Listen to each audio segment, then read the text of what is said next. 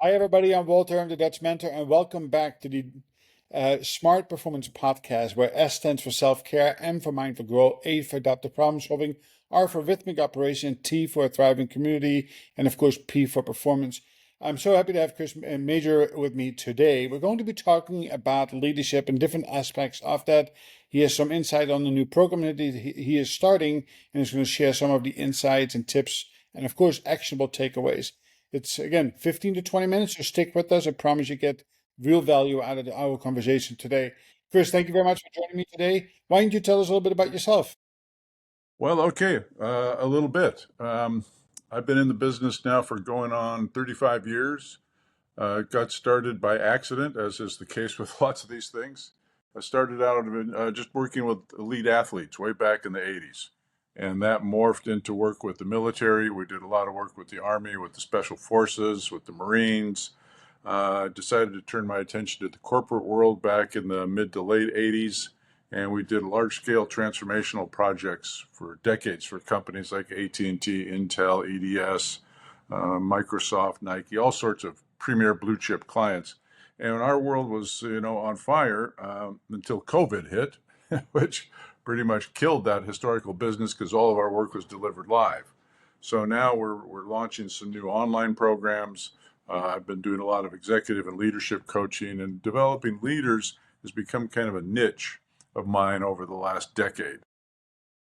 Excellent. It is, sounds like you've had a very exciting journey. And as we know, that most journeys are not straight lines. It is really along crooked roads that we learn the most. So, as leaders, as people who are listening to the program here, most likely are emerging leaders. So, people who are, just stepping up, getting to supervisor, manager, director level, doesn't make a difference what industry. What is one thing in all of your experiences across your 35 years has been one of the common themes of why people succeed or why people are not succeeding to to climb their career ladder? Well, I think the fundamental challenge that I see with people is not really getting the distinction between leadership and management. And they're two different skill sets, two different mindsets. And if you don't really get the difference, it's pretty easy to get, I don't want to use the word stuck, but you'll plateau out. You've got to be able to make that transition. So those who are successful in transitioning, have they done that alone, or were they often surrounded by either really good bosses, good mentors, and coaches? Well, the people who make the successful transition, I mean, let's be clear, you can't be a leader by yourself, right? Who are you leading? So they've got to have, hopefully a good coach, mentors. Those are two different roles that we also collapse to our peril. And when we look, we say, well, okay, what does it really take, right? So it takes someone who's got the commitment, the willingness to learn, a certain appetite, and you have to have a different kind of courage that some people are lacking. So not everybody is destined to move into leadership roles, and that's okay. We can't all be leaders. Yeah, people have to go through that self-discovery process. And one Yeah. thing I always explain is that leading is actually a profession on its own. And people cannot expect to go to their bachelor's or master's degree and be highly effective leaders. That's really something that you attain over a period of time, surrounded by, the good people who are able to give you guidance, paid or unpaid, it doesn't really make a difference. But Hmm. so, as you say, people are going to, what are some of the fundamental pieces that you are teaching today, and what you have learned over time that people need to work on first, second, and third? Well, before we get to that, I think you mentioned a key word here, and this is where most everybody comes undone, which is learning, right? So to be blunt about it, we've been sold a bill of goods about what learning really is. Most people, when we say learning, they think of school, and in school, it was all about the acquisition of theories, models, beliefs, ideas, all for the sake of gaining understanding, because that was the holy grail. And in our work with athletes and people in the performance world, we quickly saw that understanding's the booby prize. It doesn't matter what you understand. What matters is what can you do. And then we follow that with the simple notion, this is where people get their eggs scrambled, is that while the mind understands, and understanding can occur in an instant, in the end, it's the body that learns. And the body only learns one way, and that's through practice, and practice takes time.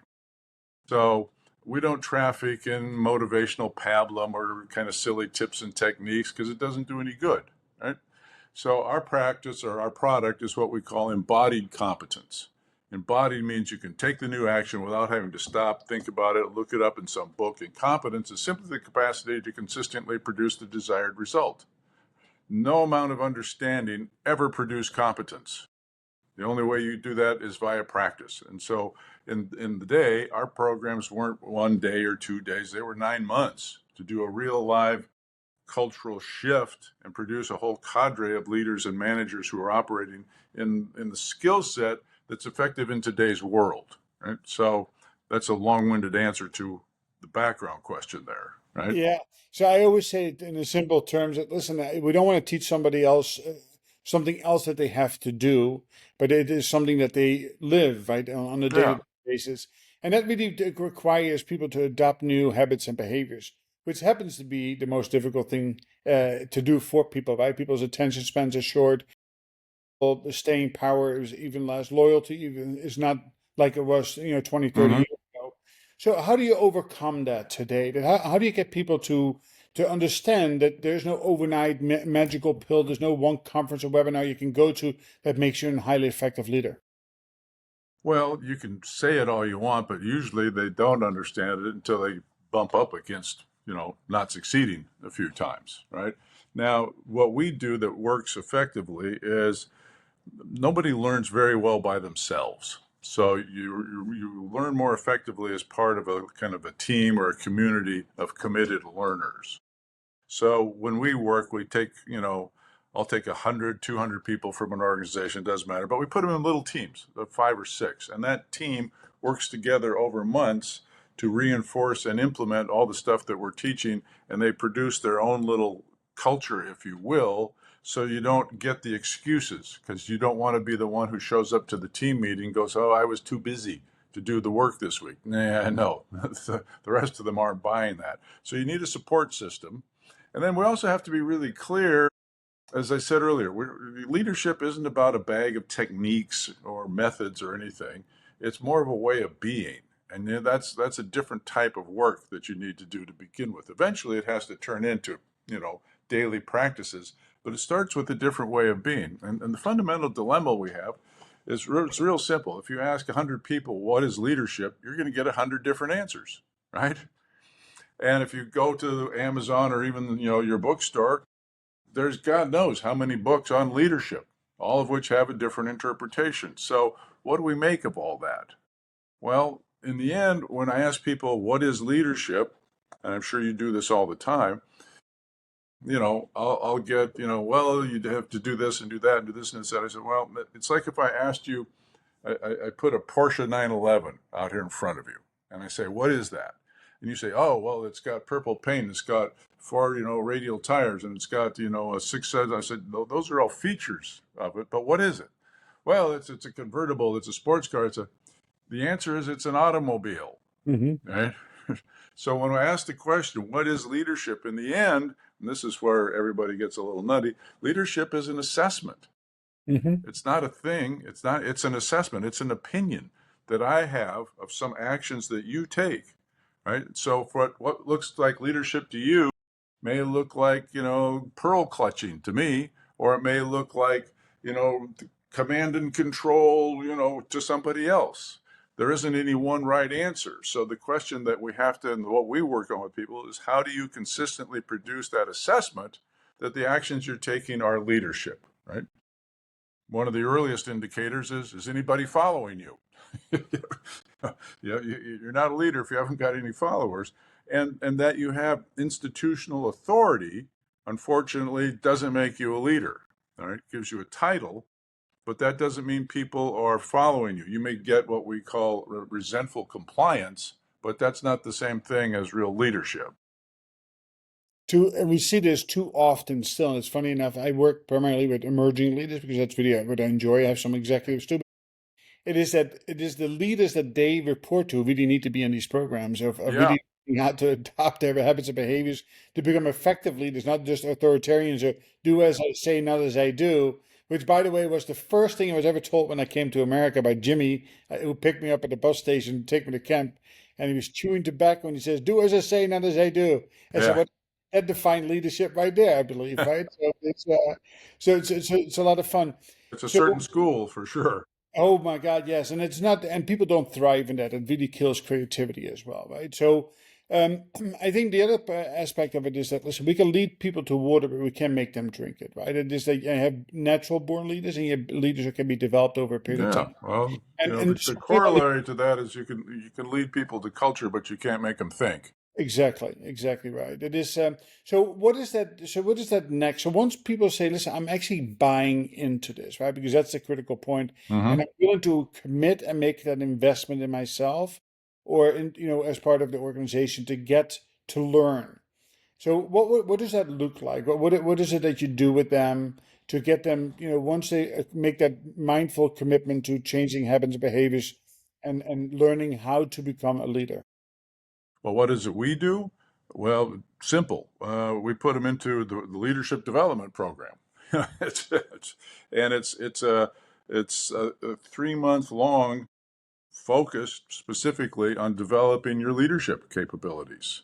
And the reason it's 3 months long is that's the minimum amount of time that it takes to build this new way of seeing the world, new practices, new way of communicating, and understanding what it really takes to move a team, create a team, and move them into effective action. And in the end, that's what leadership is all about. We need to generate action. So you do this by on a daily basis, weekly basis, monthly basis by Oh, meeting. well, we the elite leadership program, as I said, it goes for 3 months. There you get a different assignment every week, right? So there's time, and you have to do, as I tell people, you can read the book that comes with it, and that won't do you much good. I mean, you pick up some new lingo, but the real work is the implementation. Right? You take it and do the work. And what we prefer, it doesn't always work this way, but what we prefer is if you want to do the program, bring a couple friends or bring some colleagues. So again, you've got that little support group. But if that's not a possibility, you know, that's great. We'll work with you and get you through it, and you'll come out the other end a much more enhanced version of you. Yeah, it is. So I use operational rhythm, similar to what it is to having the right people in the right roles, making sure that we are unified, and that's where the real deep discussions come from. How can I align to the North Star? How do Hmm. it's meaningful metrics because we don't measure not much of Yeah, anything. And I think the most important part is the cadence of accountability, right? Is you don't want to show up 1 week or 2 weeks in a row not having done what you said you would do because that's how you exactly. and ability, and of course taking action. uh, how do you measure success of a leader? So a lot of people are listening to this and say, "Hey, listen, I think I'm pretty good," but how can they go to the self-assessment, or how do they know that they are good? So followers, right? People following you is one. What's another measure that you can think Well, of? in the business world, we have some pretty standardly recognized measures of success. All right, are your projects getting done on time, on budget? Are your metrics that the company, whatever, because everybody's a little differently, what are the things that the company measures, and are those improving? And how are yours improving in relationship to other people? Right? We want to see you up at the top performance levels, but not by driving yourself or other people, like oxen, but by being more competent at the masterful leadership skills. So there's a whole bunch of practices that we introduce, and it's pretty simple to see over time, all right, that you're making improvements. So with that, of course, there are going to be people who will find success, but Yep. there's also a fair share of people, by a variety of reasons, that they end up failing or falling short. So Hmm. what do with people who fail or fall short? What do I do with them? Yeah, what do you recommend that you in your business life, or would you recommend the programs that people do? Well, let me explain it this way. When we were doing large scale corporate programs, I'd work with 500 to 1,000 to 2,000 people over time. And as I said to the CEOs, I said, look, if we do our job well, 2 to 3% of your people are going to quit, and we don't charge you any extra for that, right? It's okay to have a robust alumni directory.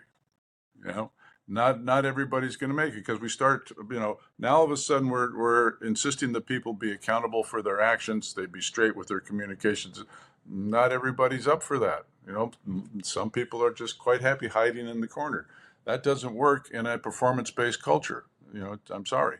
So we're okay if people don't make it. I mean, if somebody is really committed and they're just struggling, no problem. We'll work with you until we get you to where you want to go.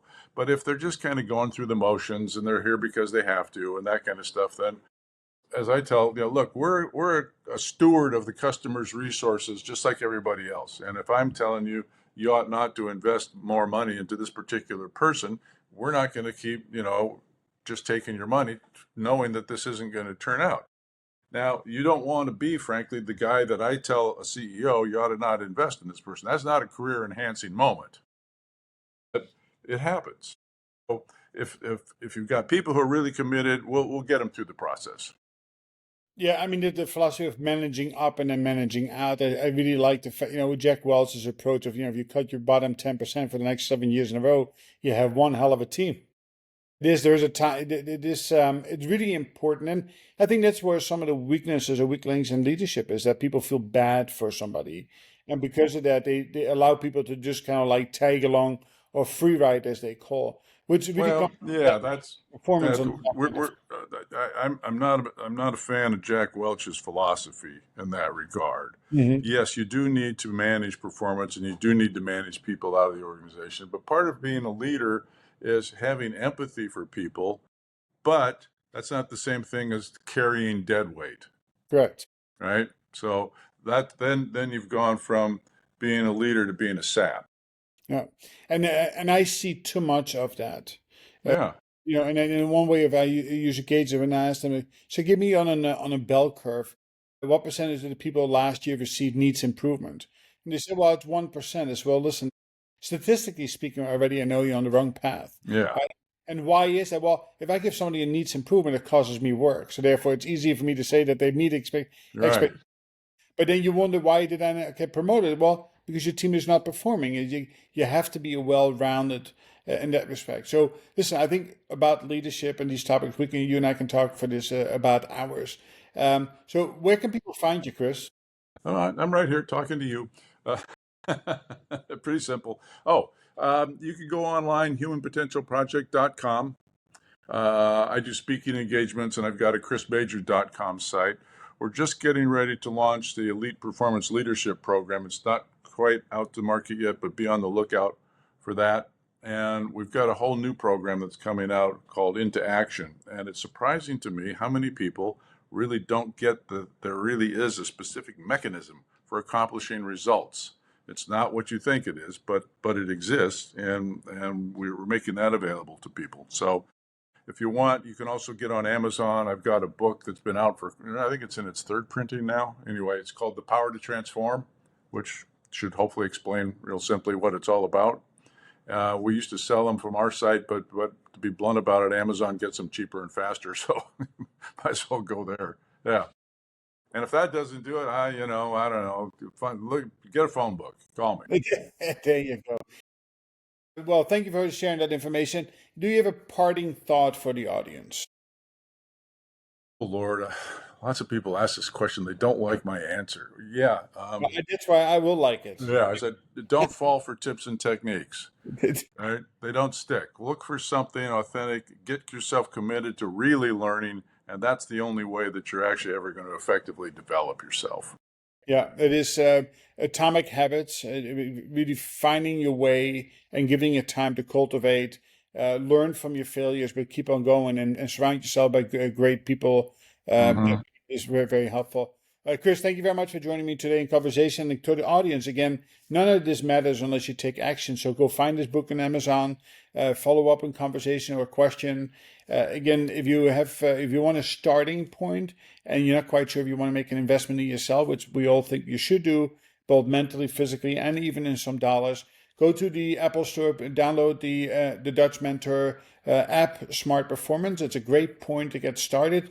It will really spike your curiosity, and then follow through. It's those of you who follow through will reach your big dreams, but you can only get to your big dream by taking small steps. Chris, thank you very much for joining me Hmm. today in the conversation. I My look forward pleasure. to it. Thanks. Take care.